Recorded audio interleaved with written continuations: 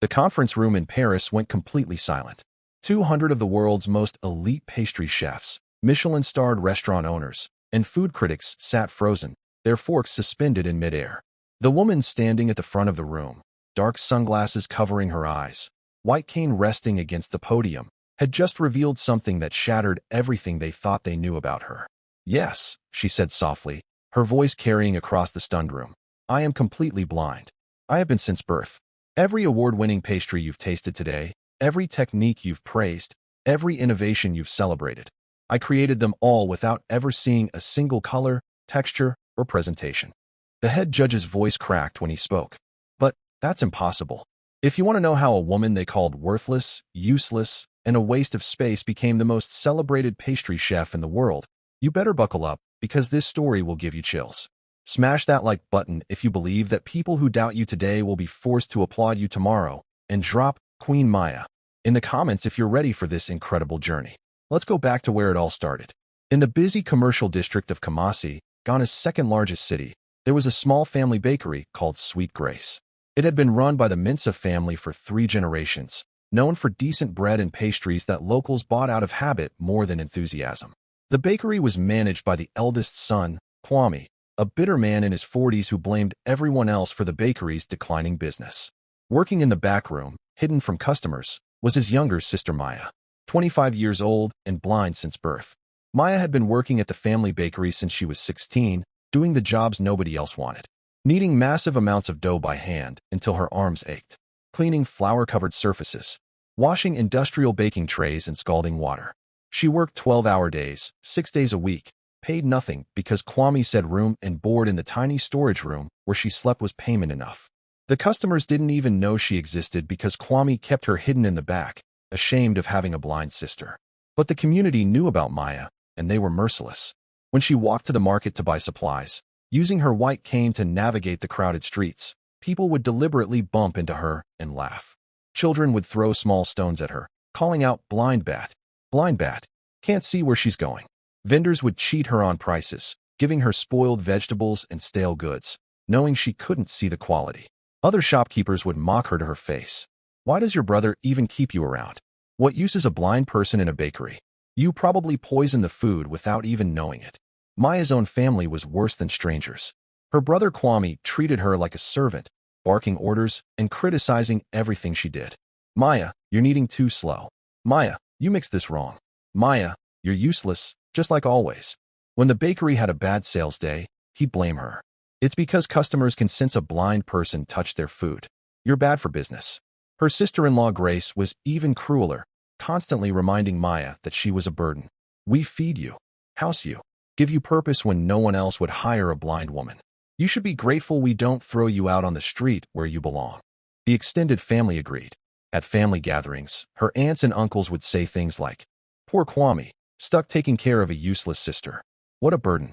Her cousins would make jokes about her blindness, moving objects so she'd bump into them, then laughing hysterically at her confusion. Even her own mother, before she died, had said to Maya, "I'm sorry I gave birth to a defective child. At least Kwame is normal and can carry on the family business." Those words had carved themselves into Maya's heart like a scar that never healed. But Maya had a secret that nobody knew about. Late at night, after everyone had gone to bed and the bakery was dark and silent, Maya would sneak into the kitchen and bake. She had taught herself through years of careful experimentation, using her other senses to compensate for her lack of sight. Her sense of touch told her exact dough consistency by feel alone. She could detect if it needed more water or flour by the way it responded under her hands. Her sense of smell was so refined she could tell when bread was 30 seconds from being perfectly done. Her hearing picked up the subtle changes in sound when cake batter reached the right consistency or when caramel hit the exact temperature for perfect texture. She created recipes entirely by taste and smell, adjusting ingredients with precision that would shock professional bakers. She developed techniques that didn't rely on visual cues, instead using temperature, sound, and texture to guide her. Her creations were extraordinary. Pastries with flavor combinations nobody in Kumasi had ever tasted, breads with perfect crumb structure, cakes so moist and balanced they tasted like edible poetry. But she made them only for herself, eating them alone in the dark kitchen, the only moments of joy in her otherwise miserable existence. There was only one person who knew about Maya's secret talent. His name was Kofi, a kind delivery driver who brought supplies to the bakery. He had arrived early one morning and caught Maya pulling a tray of croissants from the oven. Perfect golden crescents that released the most intoxicating buttery aroma. "Maya, did you make these?" he'd asked in amazement. She'd frozen in fear, expecting him to mock her or tell Kwame. Instead, Kofi had tasted one, and his eyes had literally welled up with tears. "This is the most incredible thing I've ever eaten. You have a gift. A real gift." Kofi became her only friend and confidant. He encouraged her to pursue baking professionally, to leave her cruel family and follow her passion. "Maya, you're wasting your talent here. There are culinary schools, competitions, opportunities. You could be great." But Maya was paralyzed by fear and the deeply ingrained belief that she was worthless. "Who would take a blind baker seriously, Kofi? I can't even see what I'm creating. My family is right. I'm lucky they even let me stay here." Kofi would shake his head sadly. "Your family is wrong about you. Someday you'll see that." The breaking point came on a scorching afternoon in July. The bakery's main oven had broken down, and Kwame was in a rage because they couldn't fulfill their orders. Maya had carefully suggested using a different baking technique she'd developed that worked in the smaller oven. Kwame had exploded. "You think you know better than me? You're just a blind charity case. You know nothing about running a business." He'd grabbed a tray of her carefully prepared dough and thrown it on the floor. "This is what your ideas are worth." "Nothing." Grace had joined in, her voice dripping with venom. "Kwame, why do we keep her around? She eats our food, uses our electricity, takes up space. We could rent that storage room to someone useful. Someone who could actually contribute instead of being a constant burden." Their teenage son, emboldened by his parents, had laughed and said, "Yeah, Dad, kick the blind freak out. She's embarrassing. My friends make fun of me for having a disabled aunt living like a rat in our bakery." Something inside Maya shattered in that moment. Not her spirit, but her chains. The invisible bonds of obligation, fear, and beaten-down self-worth that had kept her trapped suddenly broke. She stood up slowly, carefully removing her flour-covered apron. "You're right," she said quietly. "I am wasting my time here." Kwame laughed cruelly. Finally, some self-awareness. "So what are you going to do? You have no money, no skills, nowhere to go. You'll be begging on the street within a week." Maya smiled for the first time in years, a smile that would haunt Kwame later. "We'll see about that." She walked to the storage room, packed her few belongings into a single bag, and walked out of Sweet Grace Bakery forever. She used the small amount of money she'd secretly saved from selling a few pastries to Kofi over the years and bought a one-way bus ticket to Accra, Ghana's capital city. Her family watched her leave with satisfaction, convinced she'd be back within days, humiliated and begging for her job back. But Maya never came back. In fact, for 3 years, nobody in Kumasi heard a single word about her. Her family assumed she'd probably ended up begging on Accra's streets or died somewhere forgotten. They never spoke about her except occasionally to say, "Remember blind Maya? Wonder what happened to that useless girl." Meanwhile, Sweet Grace Bakery's business continued its slow decline. Customers complained that the bread didn't taste the same anymore. Sales dropped. Kwame blamed the economy, competition, everything except his own mediocrity. What they didn't know was that Maya's life had transformed in ways they couldn't imagine. When she arrived in Accra with almost nothing, she'd gone to the only person she trusted, Kofi, who had moved to the capital for a better delivery job. He'd taken her in without hesitation and helped her navigate the city. Maya got a job washing dishes at a small French restaurant called Le Papillon.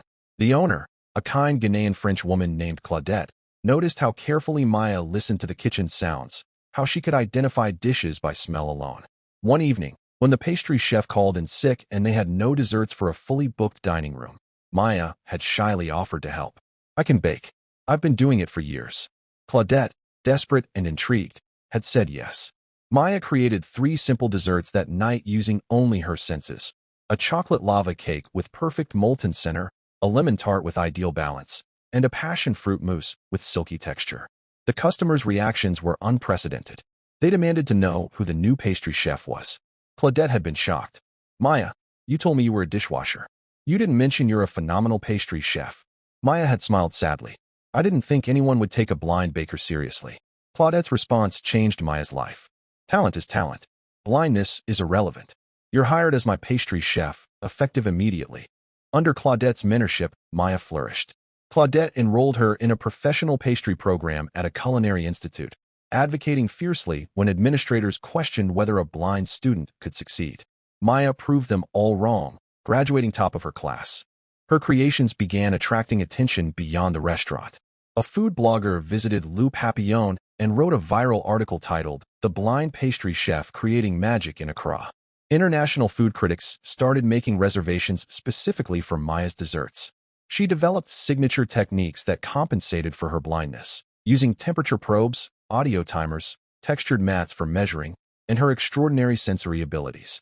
She created flavor combinations that others couldn't conceive because she wasn't distracted by visual presentation.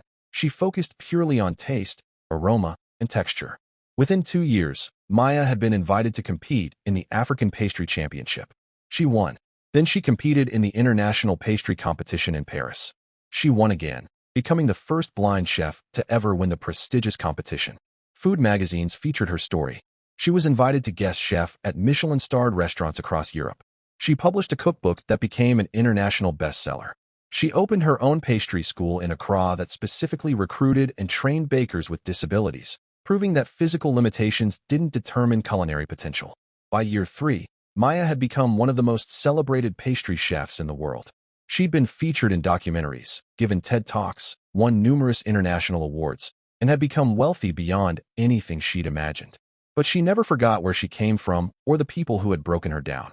Which is why, when she received an invitation to judge a regional baking competition in Kumasi, she accepted immediately. She was coming home, not to reconcile or forgive, but to show them exactly who they'd thrown away. The morning Maya returned to Kumasi, the city was buzzing about the international celebrity chef coming to judge their competition. Posters everywhere announced, "World-renowned pastry chef Maya Mensah returns home." But nobody made the connection. The blind girl who'd left 3 years ago couldn't possibly be the same person as this internationally acclaimed chef. When Maya walked into the competition venue, elegant in designer clothes, confident with her white cane, accompanied by assistants and a camera crew documenting her judging process, the crowd whispered excitedly, "That's her. That's Maya Mensah, the famous blind chef." Among the competitors was Sweet Grace Bakery, represented by Kwame himself. The bakery was on the verge of bankruptcy, and he'd entered this competition as a last desperate attempt to save it. When the competitors were introduced to the judges and Kwame saw Maya, his face went completely white. "Maya," he whispered in shock. She turned toward his voice, a slight smile on her lips. "Hello, Kwame. It's been a while." His hands started shaking. Grace, who had come to support him, looked like she'd seen a ghost. "That can't be. You're the famous chef? But you were. Worthless? Useless? A burden?" Maya finished calmly. "Yes, I remember all the things you called me. I remember every cruel word. Every moment of mockery. Every time you made me feel like I was nothing." The room had gone deadly silent, everyone watching this exchange. Kwame's face was red with shame and anger. "Maya, we didn't mean. You have to understand." She held up her hand. "I understand perfectly. You judged me by my disability instead of my ability.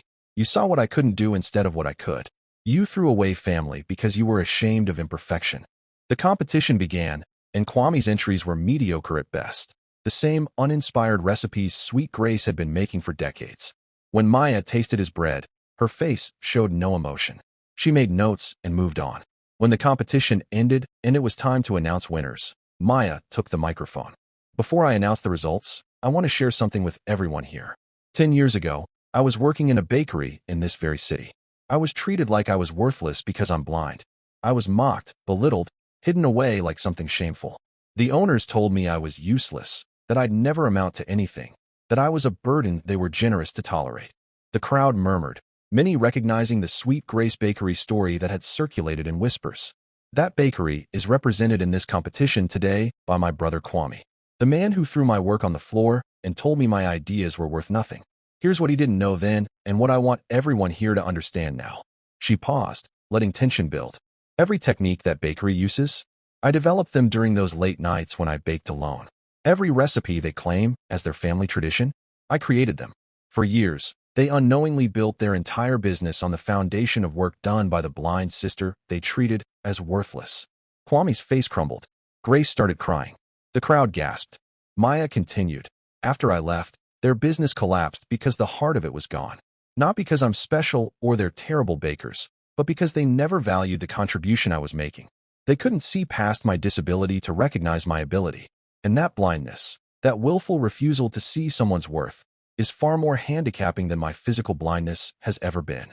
She announced the competition winners. Sweet Grace Bakery came in last place. But then Maya did something nobody expected. However, I'm making a special award today. The Maya Mensah Second Chance Award, which comes with a grant to rebuild and modernize one struggling bakery. And I'm giving it to Sweet Grace Bakery. The crowd erupted in shocked murmurs. Kwame looked up in disbelief. Why? After everything we did to you? Maya's voice was firm, but not cruel. Because I'm not doing this for you, Kwame. I'm doing it for that scared blind girl who worked in your kitchen, who believed she was worthless because that's what everyone told her. I'm doing it to prove that success isn't about revenge, it's about breaking cycles. You treated me terribly because that's how our parents treated you when you failed to meet their expectations. You were cruel because cruelty was what you knew. I could continue that cycle by watching your business die, or I can break it by showing you a different way. The grant comes with conditions, she continued. You must hire and fairly pay people with disabilities.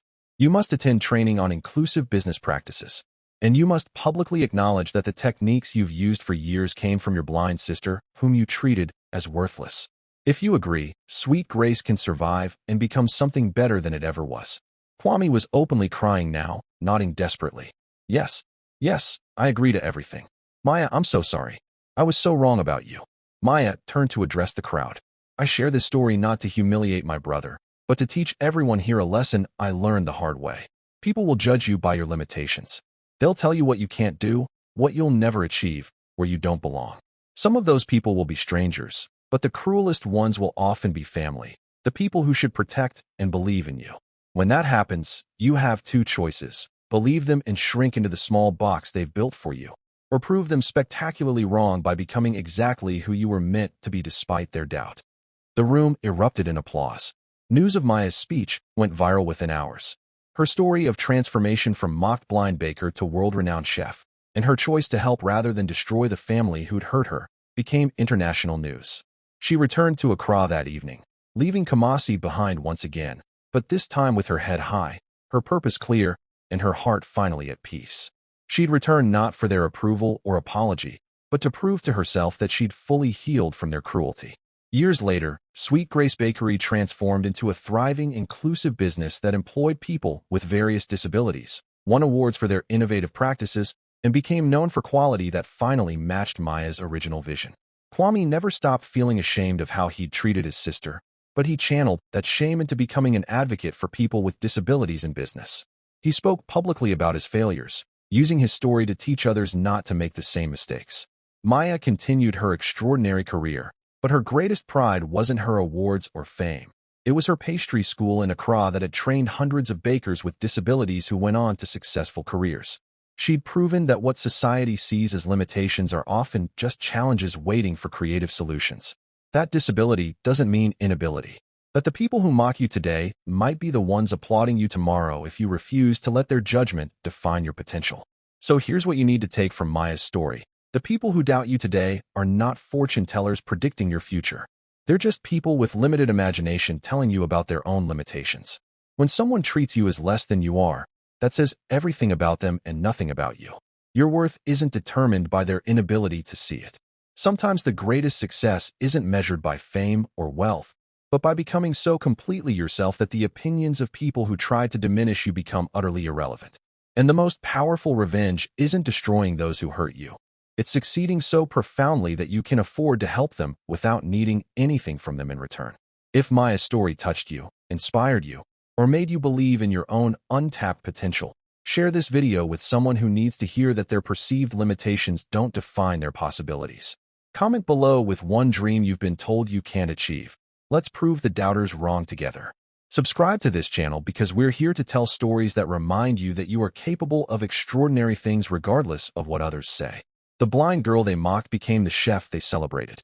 What will your transformation story be?